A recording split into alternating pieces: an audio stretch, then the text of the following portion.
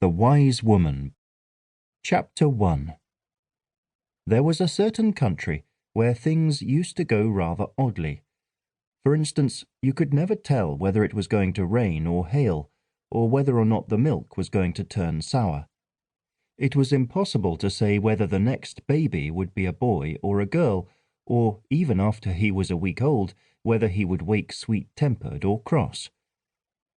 In strict accordance with the peculiar nature of this country of uncertainties, it came to pass one day that, in the midst of a shower of rain that might well be called golden, seeing the sun, shining as it fell, turned all its drops into molten topazes, and every drop was good for a grain of golden corn, or a yellow cowslip, or a buttercup, or a dandelion at least.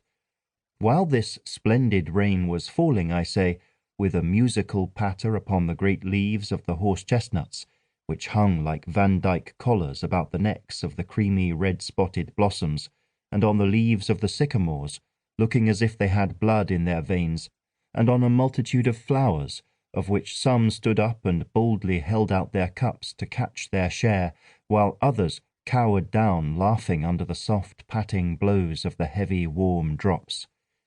While this lovely rain was washing all the air clean from the motes and the bad odours and the poison seeds that had escaped from their prisons during the long drought, while it fell, splashing and sparkling, with a hum and a rush and a soft clashing.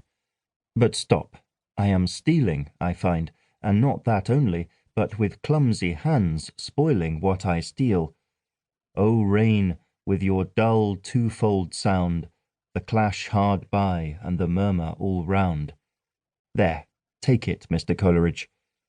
While, as I was saying, the lovely little rivers, whose fountains are the clouds, and which cut their own channels through the air, and make sweet noises, rubbing against their banks as they hurry down and down, until at length they are pulled up on a sudden with a musical plash in the very heart of an odorous flower, that first gasps and then sighs up a blissful scent, or on the bald head of a stone that never says thank you, while the very sheep felt it blessing them, though it could never reach their skins through the depth of their long wool, and the veriest hedgehog, I mean the one with the longest spikes, came and spiked himself out to impale as many of the drops as he could.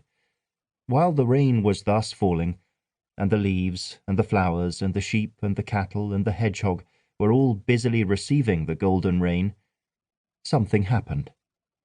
It was not a great battle, nor an earthquake, nor a coronation, but something more important than all those put together.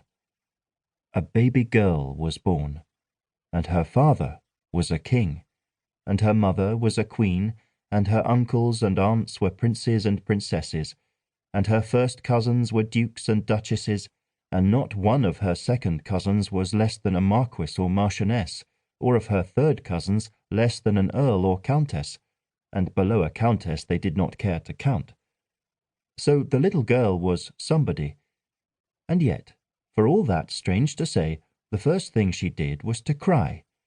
I told you it was a strange country.